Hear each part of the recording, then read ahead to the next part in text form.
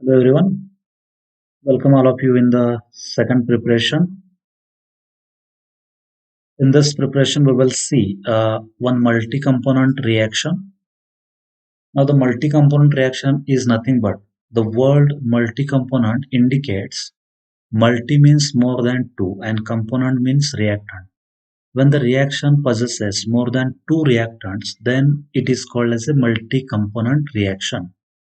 And aim is the preparation of dihydropyrimidine. The preparation or synthesis of dihydropyrimidine is basically a Bignelli reaction, and it was discovered by Pietro Bignelli. It is an Italian chemist, and till now there are more than 500 research articles on this Bignelli reaction. That's why this reaction is very much useful and it is having more importance in organic chemistry because the product which are obtained in the Bignelli reaction, they are having more biological importance. That is, they are antifungal in nature, they are anti-malarial in nature, antibacterial in nature. So all the biological activity they possesses. Therefore, it is necessary to study the preparation of dihydropyrimidine. And for this preparation, we require apparatus such as a round bottom flask, water bath, conical flask, and spatula beaker. Though there are number of research articles on the synthesis of dihydropyrimidine, we will see one approach which involves a green chemistry principle, and in that the reactants such as ethyl acetoacetate, urea, and benzaldehyde they are mixed together and they are heated at a 90 degrees Celsius, and after the product formation the crude product is crystallized from the rectified spirit.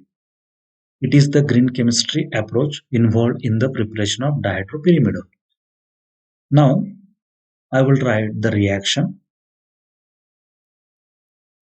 So this is the reaction where a benzaldehyde, ethyl acetoacetate and urea they are mixed together and heated for a 90 degrees Celsius, and it will produce a dihydropyrimidine as a product. No catalyst is added, no solvent is needed for this reaction. So it is catalyst free and solvent free reaction, and we will see the mechanism of this Bignelli reaction or the preparation of dihydropyrimidine. There are two name reactions involved in the mechanism of synthesis or preparation of dihydropyrimidine. First one is the Nogent condensation and second one is the Michael addition. So let's begin with the ethyl acetoacetate. This is the ethyl acetoacetate, and at this position there is a carbon which is attached with the two hydrogen. Now look at the structure of ethyl acetoacetate. On this side there is a presence of COCH3 group. On this side there is a presence of ester group. So it is clear that the CH2 group is in between two electron withdrawing group. That's why this compound is called as a active methylene compound. Though name of this compound is ethyl acetoacetate, the nature is active methylene one. It possesses active methylene group. Then the structure indicate that the ethyl acetoacetate it is in a keto form. C double bond O, C double bond O.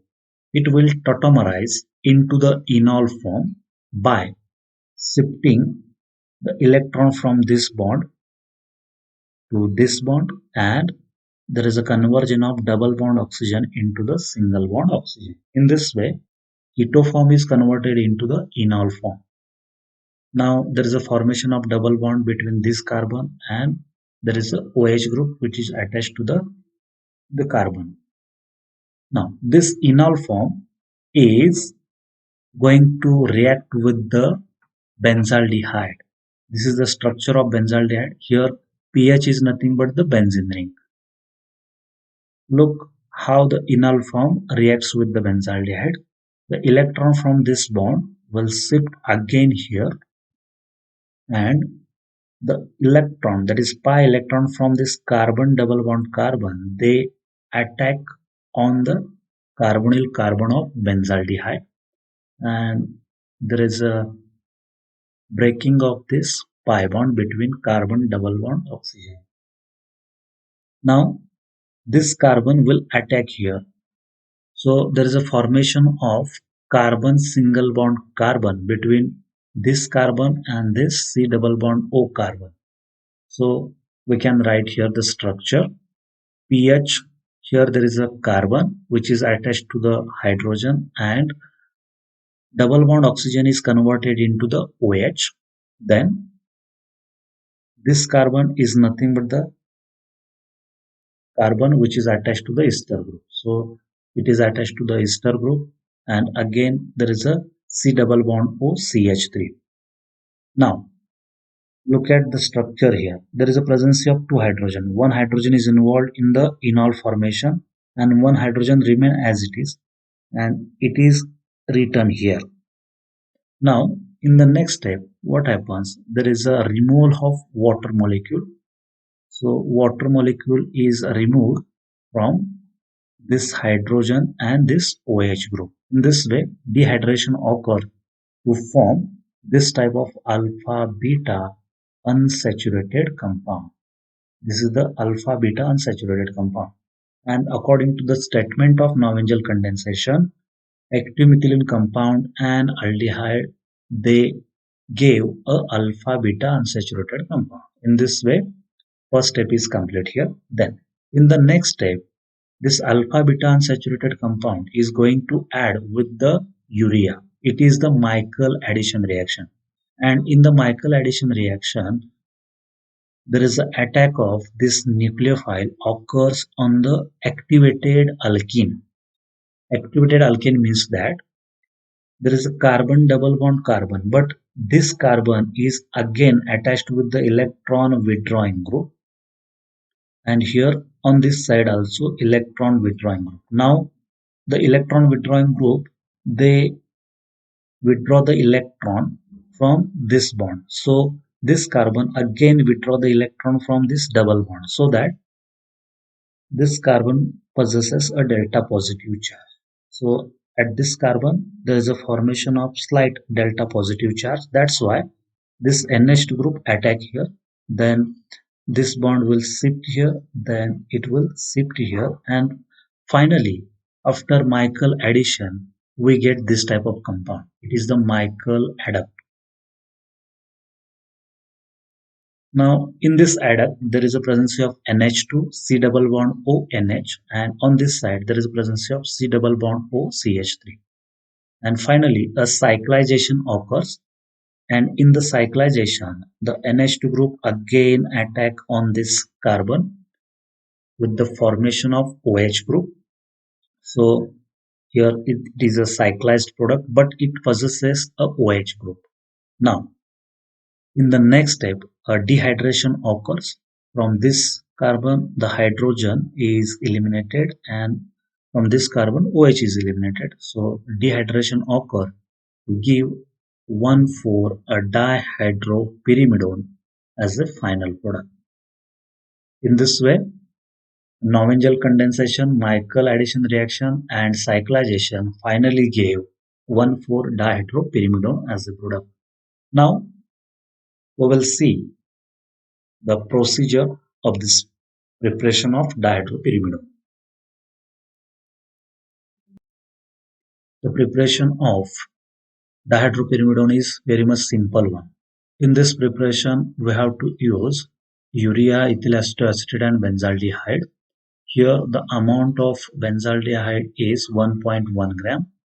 Amount of ethyl acetate is 1.3 gram, whereas urea it is 0.7 gram. Now the ethyl acetate and benzaldehyde, they are in a liquid form. So instead of this amount, we can take a volume of this both the liquid, and the volume is calculated by using this formula, that is density is equal to mass per unit volume. The density is written on the bottle. So by doing some calculation, we can estimate the volume of this both the liquid. Now, these three reactants, that is benzaldehyde, ethyl acetate, and urea, in the required quantity, they are taken in the round bottom flask. So we will take them into the round bottom flask, and they mixed together by shaking the round bottom flask for 2 minutes by hand. So after the addition of all the reactant, we have to shake this round bottom flask for 2 minutes so that there is a homogeneous mixture of all the reactant occur.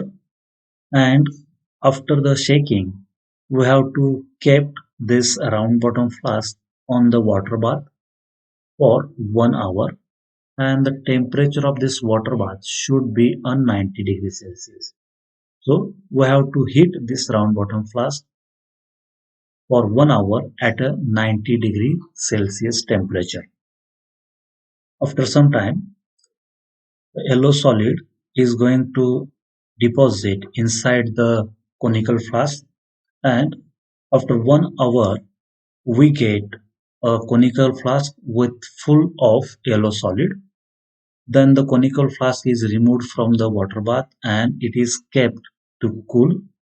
After cooling the conical flask, the material which is present or product which is present in the conical flask is taken out by using a spatula, and here we get a yellow colored solid which is having a impurity.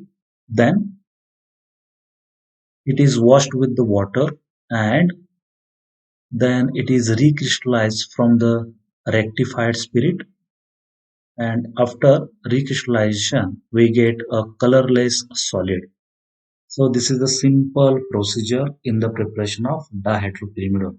Just we have to add all the reactant, and they are kept on the water bath for 1 hour at 90 degrees Celsius. Then after cooling this conical flask, we get a good product which is recrystallized from the rectified spirit, and we get here a colorless solid. The melting point of this colorless solid we have to take. Suppose I have taken the melting point and it is about 200 degrees Celsius. In this way, we can easily prepare a dihydropyrimidone. Just we have to add the component together and heat the components. Now we will see the calculation of this dihydropyrimidone. For the calculation, we require a benzaldehyde and the amount of benzaldehyde. Here we have taken 1.1 gram of benzaldehyde. The first point in the calculation is a theoretical yield. And to calculate the theoretical yield, we have to know the reaction. So in the reaction, the benzaldehyde, I will write the structure here. A benzaldehyde is converted into the dihydropyrimidone.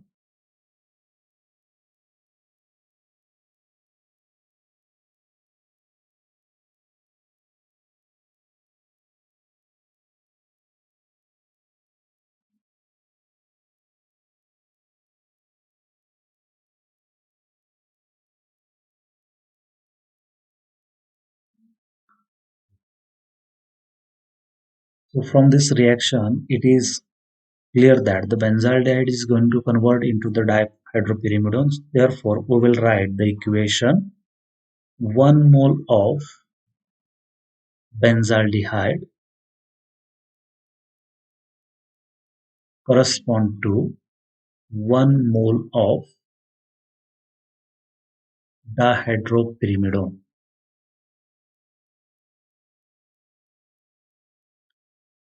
Now, 1 mole of benzaldehyde is nothing but the molecular weight of the benzaldehyde, and 1 mole of dihydropyrimidone is nothing but the molecular weight of this compound. So if you calculate the molecular weight, it is 106 gram of benzaldehyde correspond to here a 259 gram of a dihydropyrimidone. Actually, we have taken here 1.1 gram of benzaldehyde. Then for 1.1 gram, we have to get 259 into 1.1 divided by 106. This much amount of dihydropyrimidone.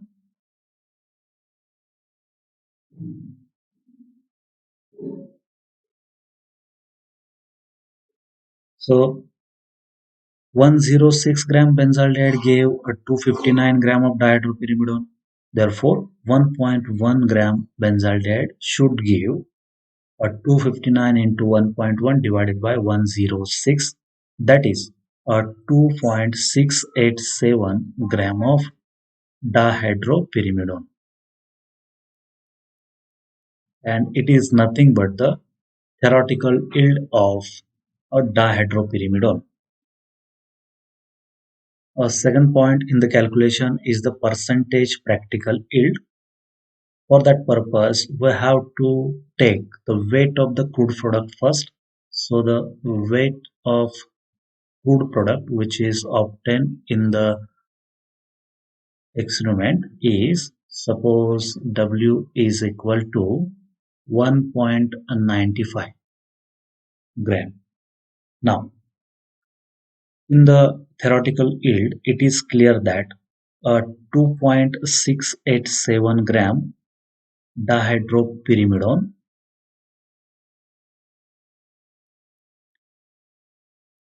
is nothing but the 100% yield. But actually we have getting here a 1.95 gram. Therefore, 1.95 gram dihydropyrimidone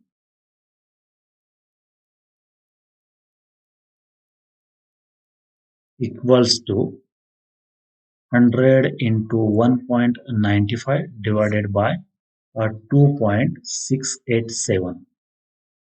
It gives the actual percentage which is obtained in the practical.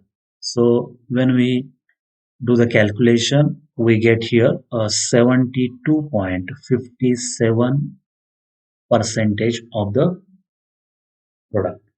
In this way, we can calculate the theoretical yield and percentage practical yield. Now, instead of 1.1 gram, if you take a 2 gram, then the calculation of this theoretical yield changes. And here the weight of the crude product is also different. So by changing the value of benzaldehyde, we can change the theoretical yield, and similarly we get the percentage practical yield of the product. Now the result of this practical or the result of this preparation is, the first result is the weight of the product, that is weight of the crude product. Here we have taken 1.95 gram, and it is in the kilogram, that is 1.95 into 10 raised to minus 3. The percentage practical yield, here it is a 72.57%, and the melting point of the product we have taken after the recrystallization, that is 200 degrees Celsius, and it is converted into the degree Kelvin, that is 473 Kelvin. In this way, we can perform the preparation of dihydropyrimidone. In the next video, we will see the preparation of a dibenzyl propanone, which involves a best catalyzed aldol condensation reaction.